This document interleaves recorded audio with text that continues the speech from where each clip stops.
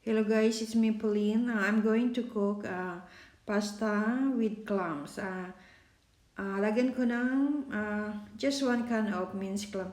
Ayan guys, yan ang kamatis ko na tanim ko sa garden. Yeah, tapos na niluto ko na yung pasta. Then I'm gonna start cooking now. I'm sauteing the garlic and then maraming kamatis. Ano po yung mga galing yun sa Tony Garden. Winter na kasi, malapit na kasi ang winter, so pinalis ko na yung mga kamatis for next year. Kama tutubo na bago din. Now, I'm sauteing with lots of kamatis. Siguro mga 3 yan. And then now, I'm putting some spring onions. Now, I'm using olive oil, guys. Yung ano lang, yung sakto, yung ano lang yung pagluluto ko sa kamatis, hindi masyadong, yung sakto lang, yung malambot na.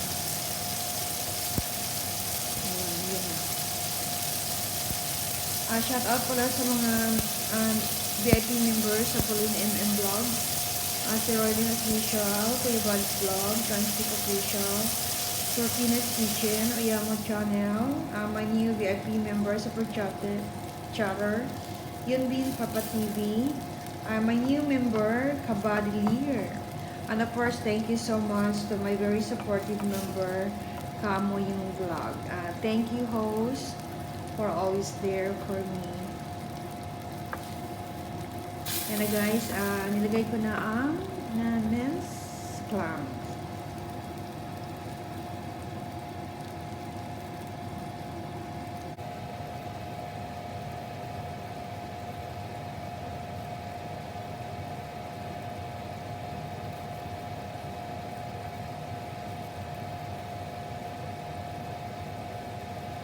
Ito na guys, inaano ko na yung pasta. Pinahalo ko na sa ginisa kong mga spices.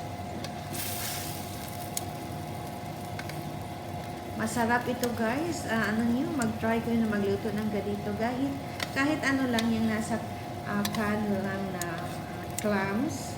Sarap yun, yung juice. Yummy! Sa lahat ng mga supporters sa PauleenMM vlog, salamat sa inyo lahat. Lalo na sa mga rejoin members ko. Thank you so much for supporting PauleenMM vlog.